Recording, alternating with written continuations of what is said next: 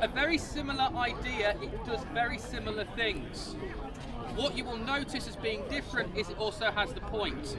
This point is meant for stabbing. So, go online. So what you can do is you can pull that shield open again and go directly into the man. During the medieval period, what you'd also be doing is aiming for the man's face and aiming about 6 inches behind. This would also be very, very good for carving open his armour, also again manipulating the joint, also going into his leg and all sorts of different things.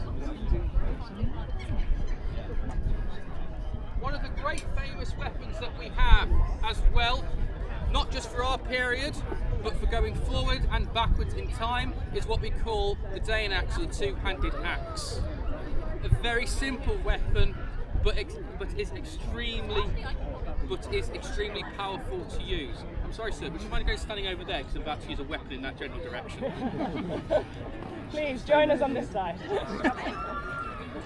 Okay, there are two very, very great stories about this weapon. One time, I'm at a place called Stamford Bridge. One man stood upon that bridge and held back the entire English army for an afternoon until they had to shoot him down. They tried to shoot him down, they failed. They had to get a boy with a spear in a barrel, float down the river in the barrel, and poke up between. And I will leave it to your imaginations of what he was poking. Anyway, back to the current day. Again, this is the hooking and the pulling of different things, and you wait for the man next to you, to go directly into his head. You can also directly cut above. You can also go in, take out. Even if this is not breaking through the mail, there is enough pressure there to break a man's arm. Nice, simple, easy mechanics. We'll go. Now, all these weapons are designed to be used at some sort of range. 6, 8 or 3 feet. Once you get past the point and you put real pressure on somebody and get in that person's face, those weapons stop to work. This is why you also see a certain amount of hand weapons as well. Does anyone have a long knife? A long knife.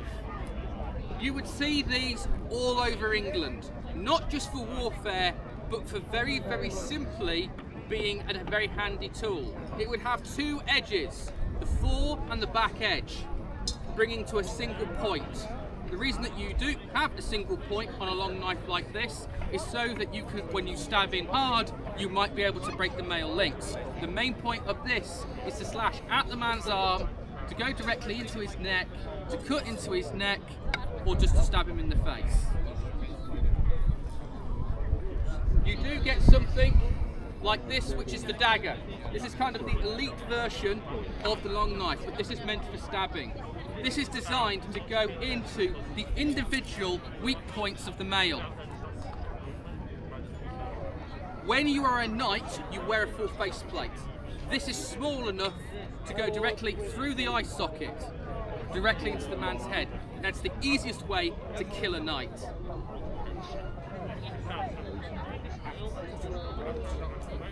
The hand axe.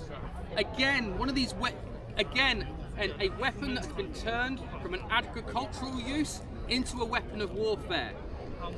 You do have different designs of axes as well.